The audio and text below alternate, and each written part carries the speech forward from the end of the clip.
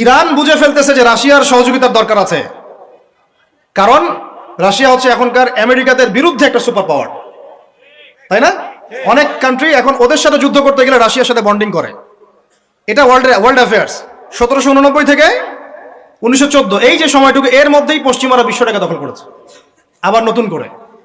কোন কোন জায়গা দখল করেছে? প্রথমে পলিটিক্স, প্রথম জায়গাটা কি পলিটিক্স, তারপরে সামরিক শক্তি। ওদের মানে এক্সট্রাঅর্ডিনারি সামরিক শক্তি তারা বিশ্বকে দেখিয়েছে।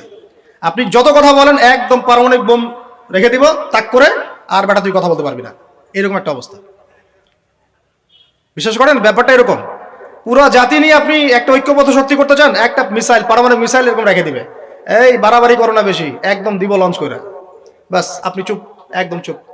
কারণ ওইটা প্রতিহত করার তো আমার কাছে ওই নাই, ক্ষেপণাস্ত্র প্রতিরক্ষা সিস্টেম তো নাই। এখন আমি যদি বলি, আমার কথা কি মন খারাপ করবেন?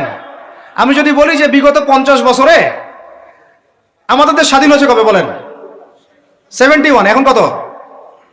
23, কত বছর বলেন? আমরা কি একটাও ক্ষেপণাস্ত্র তৈরি করতে পারলাম না?